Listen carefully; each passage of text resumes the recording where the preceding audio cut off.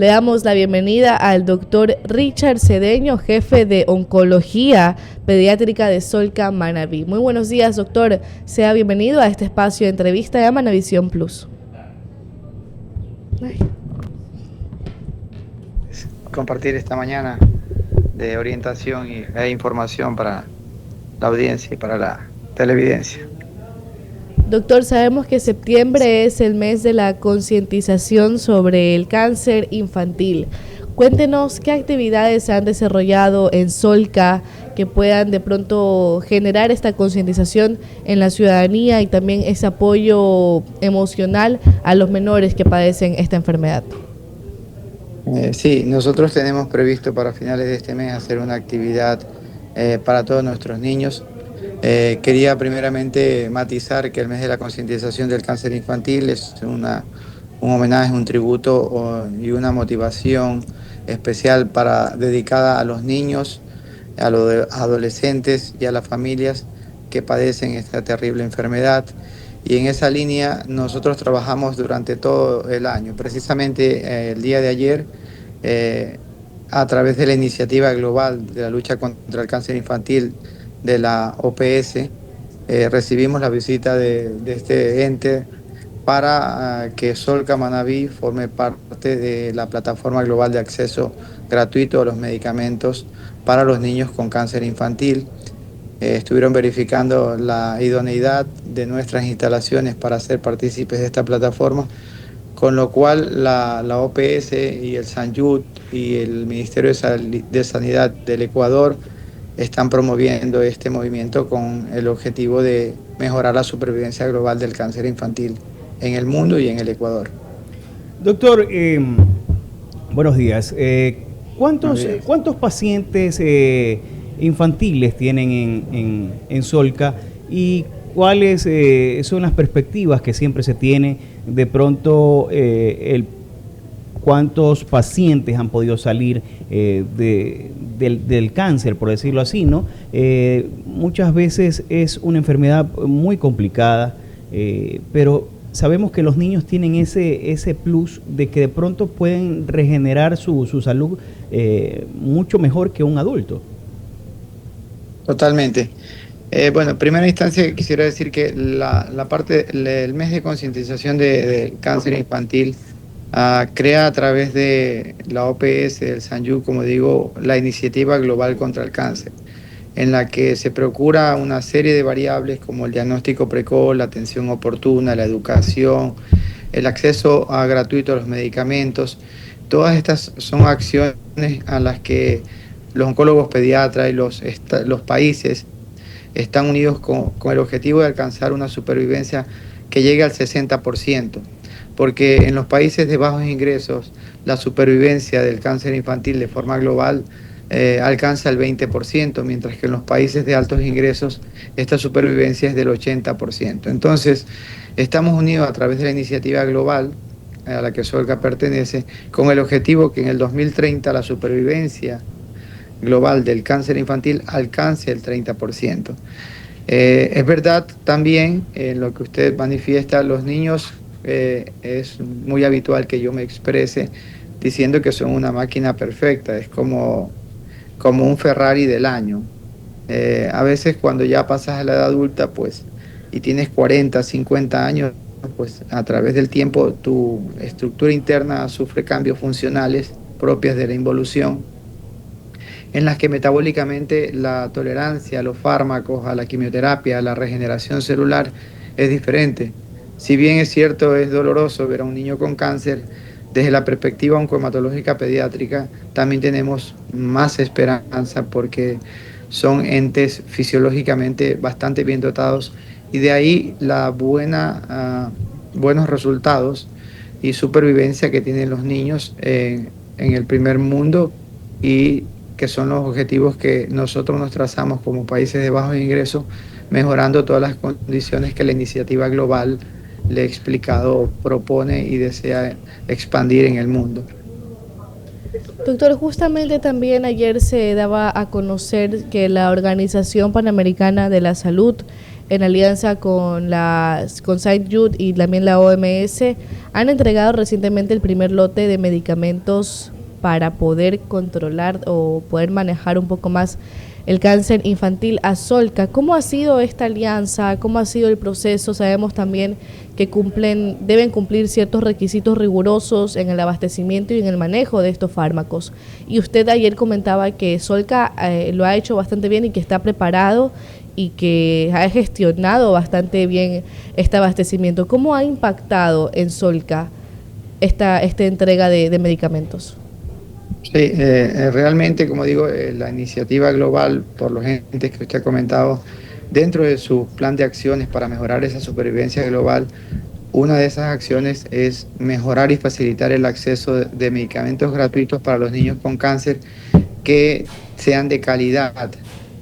Y en ese proceso, que parece sencillo en estas dos líneas de expresión, hay por detrás un trabajo minucioso y muy intenso, porque mejorar la supervivencia no se grafica únicamente en el fármaco, sino también en el diagnóstico temprano, en el acceso oportuno, en la atención profesional. Y dentro de eso, todos esos eslabones pasan procesos tan importantes como que el hospital tenga una estructura, un servicio, un área de urgencias, una unidad de cuidados intensivos críticos pediátricos, una farmacia capaz de almacenar, preservar, preparar y garantizar que el fármaco llegue al paciente en las óptimas condiciones de calidad y de conservación, y que el paciente luego tenga el soporte necesario para que las complicaciones propias de la enfermedad y el tratamiento sean sostenibles y alcancemos esa supervivencia. Al explicarle así en detalle, se entenderá que este proceso tenemos prácticamente más de 2 años. El 15 de febrero del 2025, los hospitales del Estado, del Ministerio de Salud Pública, recibieron la primera provisión de fármacos, y ayer nosotros pasamos la primera verificación de la OPS y del Ministerio de Sanidad Pública para verificar que estamos en las condiciones técnicas de talento humano y de estructura capaces de poder recibir la dotación de fármacos. Y la verdad que el resultado fue bastante positivo, nos felicitaron por la estructura, la funcionalidad. Tenemos que aún enviar documentos de verificación, pero la visita fue muy positiva, y a nivel institucional esto nos favorece porque nos permite crecer, mejorar y expandir nuestro nombre no solo en el país, sino en el exterior. Qué bueno que se esté dando esto para beneficio en realidad de los menores, de los pacientes, ¿no? Y también de esa institucionalidad que se arraiga mucho en Solca, ¿no? Pero también usted nos hablaba del diagnóstico temprano en los menores, pero ¿cómo puede identificar qué síntomas deben saber los padres para poder estar alertas, o deben de tener una costumbre de realizar exámenes así no haya ningún tipo de síntomas en los niños? El diagnóstico oportuno tiene, sobre todo, porque todo esto está estratificado, planificado, sobre todo en la educación. De hecho, estos espacios en los que nos estamos permitiendo, y a la vez os felicito, son parte de ese proceso educacional de diagnóstico precoz, porque cuando la ciudadanía, el padre de familia, se instruye, escucha y llega a entender que cuando existen síntomas incipientes que persisten, pueden ser el momento y el llamado para buscar la atención oportuna. Luego la educación en pregrado de las universidades, la formación de los jóvenes que hacen atención primaria, los centros la capacitación de los centros de atención primaria para rápidamente identificar síntomas tempranos que nos pueden hacer sospechar para ser derivados a los pacientes a centros como el nuestro de tercer nivel y de atención especializada. Entre estos síntomas que podrían ser sugerentes de una valoración especializada es la fiebre persistente, la aparición de ganglios en la región del cuello, la aparición de hematomas o de petequias, o de sangrados espontáneos en nariz, en encías, o de manchas en la piel que representen esos sangrados, los dolores articulares, las masas que aparecen y que son consideradas a veces secundarias a un golpe, las lesiones de palidez, el decaimiento, la apatía, son síntomas que en realidad también se solapan con síntomas generales. pero sí creo pueden ser de alarma es cuando persisten estos síntomas. Normalmente un pediatra tiene fiebre de su hijo y piensa que es un virus. Yo soy pediatra y lo primero que pienso es que tiene un virus. Pero cuando la fiebre es persistente, se sostiene, no mejora y se une a todos estos otros síntomas, creo que es un síntoma de alarma en que tanto la familia, la sociedad, los médicos de atención primaria deben orientar al paciente. Hacer una analítica precoz a veces no es tan indicativo de poder llegar al diagnóstico del cáncer. ¿Por qué? Porque el cáncer es una enfermedad impredecible y aguda. Y tú puedes hacerte una analítica hoy y en la próxima semana tener leucemia. Entonces, a veces no se pueden ir haciendo analíticas de forma itinerantes. Se deben tener criterios clínicos y sospecha para entrar en ese proceso. Doctor, ¿con qué tratamientos cuenta actualmente Solca para los niños que son detectados con cáncer y qué avances médicos se han implementado en los últimos años? Ayer con beneplácito recibimos felicitaciones de las autoridades porque encontraron que nuestra estructura es de primer nivel. Nuestro sistema de diagnóstico es realmente, diría, excelente. Nosotros a las 24 horas de estar aquí es nuestra meta que empiece el tratamiento de un paciente. La evolución que ha tenido Solca desde los 13 años que llevo de jefe departamental ha sido realmente fundamental. El diagnóstico de la enfermedad a través de pruebas especiales como son la citometría, la citogenética, la biología molecular. Tenemos farmacia, banco de sangre, resonadores magnéticos, aceleradores lineales para hacer radioterapia. Estamos en proyectos de iniciar medicina nuclear. También nuestro sueño es la realización del trasplante hematopoyético. Y en cuanto al sostén, tenemos una unidad de cuidados intensivos pediátricos, tenemos todos los fármacos que requieren el tratamiento integral oncohematológico pediátrico. Obviamente existen medicamentos que no están en el cuadro nacional básico, pero accedemos a ellos a través de los procesos pertinentes, que son a veces un poco complejos, pero al final y cuentas, dentro de lo que es la atención básica del cáncer infantil, estamos provistos para la atención de los niños. Doctor, y justamente quería consultarle un poquito, antes estábamos revisando información sobre que el cáncer se podría prevenir, por ejemplo, el cáncer de mama. ¿Usted cree que podría prevenirse si se realiza una actividad física estricta o algo por el estilo? ¿Hay relación entre esto? O sea, la prevención primaria en el cáncer infantil sirve a futuro, es decir, por ejemplo, la vacunación papilomavirus, las buenas dietas, los buenos hábitos alimentarios, no exposiciones solares, hacer screening de autoexploración, exploración de mama, que no es un cáncer muy habitual en la edad pediátrica. O sea, es raro, muy raro tener un cáncer de mama en la edad pediátrica. Hombre, creo que tiene una implicación importantísima dentro del cáncer de mama en la edad adulta, ¿no? Para poder, ante la mínima duda, buscar la atención especializada y hacer un diagnóstico precoz. La historia familiar en el cáncer de mama también es gravitante a la hora de los controles periódicos y de las valoraciones y screening que hacen los oncólogos de adultos en el cáncer de mama. Afortunadamente esta no es una patología frecuente en el área pediátrica, pero obviamente que el aspecto que usted menciona tiene relevancia. Doctor, usted tiene una especialización en Europa, ¿no? En España específicamente. ¿Cuál es la diferencia de pronto que usted encontró o la realidad que encontró en los tratamientos que se realizan en Europa a los tratamientos que se realizan acá? ¿Hay alguna diferencia? Y de pronto, ¿cuánto tiempo dura un tratamiento oncológico en los menores, ¿no? Bueno, la diferencia que encontré al principio y en la cual me he esmerado durante todo este tiempo en procurar, creo que carecíamos de los vehículos pertinentes para hacer ágil la atención. Desde aquellos tiempos de evolución no teníamos banco de sangre, el diagnóstico, como digo, los padres tendrían que trasladarse a Guayaquil para llevar muestras en Reina del Camino. Las transfusiones las traían en taxi en manos desde el banco de sangre del centro de Puerto Viejo. Hoy no creo se establezcan diferencias entre esta parte del mundo y ellos en el contexto del fármaco, porque tenemos los fármacos. pero todavía podemos encontrar diferencias, por ejemplo, en el acceso a medicamentos modernos, actuales, que ellos van un poco por delante que nosotros, y en el soporte, que es algo que fue fundamental.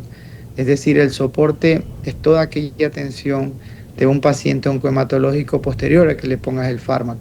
Cuando tú pones el fármaco que hay aquí, vincristina, prednisona, ciclofosfamida, donorubicina, está en España, pero el soporte que tú le des, tener el acceso a una terapia intensiva pediatra, un cardiólogo pediatra, un endocrinólogo pediatra, o sea, tener el acceso, la facilidad de esa consulta, ventilación mecánica, monitorización, niveles de metrotexate, toda una serie de variables que nosotros hemos conseguido en el paso de los años son los que realmente gravitan y eran la diferencia en aquellos tiempos.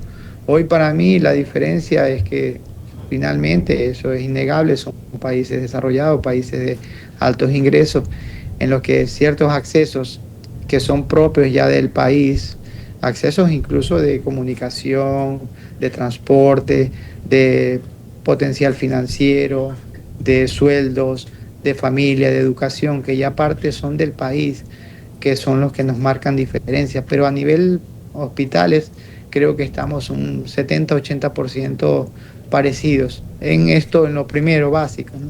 Doctor, para ir continuando con esta línea de lo que estábamos hablando, ¿cuáles vendrían a ser los efectos secundarios que los menores por lo regular son más comunes en los menores, ¿no?, cuando están en el tratamiento? Y de pronto, si a la par de este tratamiento también es muy importante la asistencia, la ayuda psicológica para poder afrontar todo esto que para los niños viene a ser algo nuevo, ¿no? Algo que muchas veces es invasivo en toda parte. Totalmente de acuerdo.